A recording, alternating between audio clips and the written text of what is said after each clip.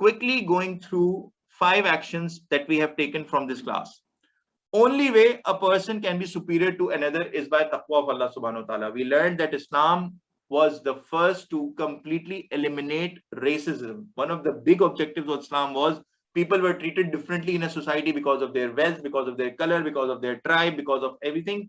Allah subhanahu wa ta'ala told us all of us came from Adam alayhi salam, and that makes all of us equal. Yes, there are differences amongst people, but that's just for recognition and identification. But the only thing that makes people superior to one another is the taqwa or fear of Allah subhanahu wa ta'ala, and how they lead their lives and how they treat others, which is why we saw a lot of laws of family related to marriage, what you're giving to your wives, and everything that we discussed in today's class. That's all about treating people, and you will only treat people if you have fear of Allah subhanahu wa ta'ala, which is why this surah started with having the fear of Allah subhanahu wa ta'ala, not just for Muslims, for all mankind.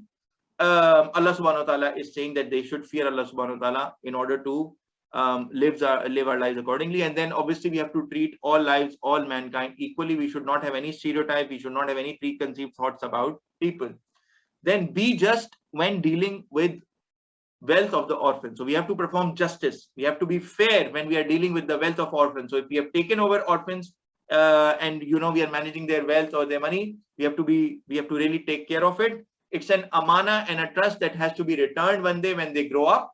And we learned when you give it back, then have witnesses and document it properly that you have handed over their wealth to them once they reach that mature age and once they are able to handle it.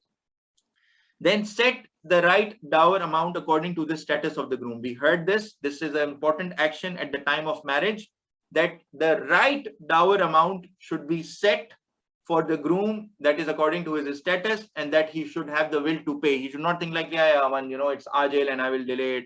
And there are several wrong things that we discuss are part of our society. Bride's family, the female's family, is expected to pay dowry, which is also called daheez. It's wrong.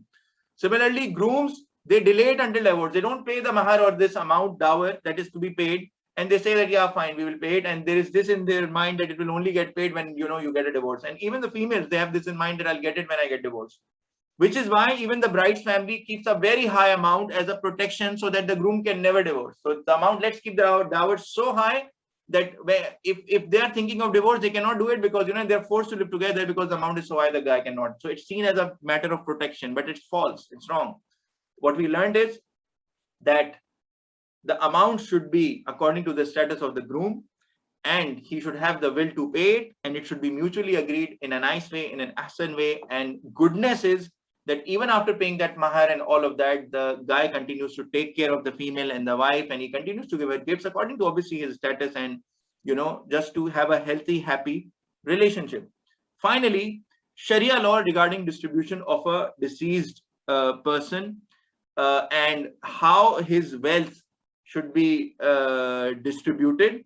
And the first principle that we learned is that his debt, if any loan he has taken, it needs to be returned.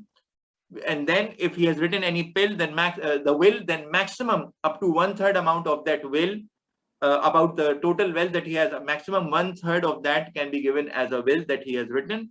Later on, whatever is left is to be distributed amongst the family according to the Sharia law. And finally, we have been told to give something from the wealth of that person to other relatives, orphans, and the needy people as well. So this sums up our today's lecture. Are there any questions, anything before we end the class?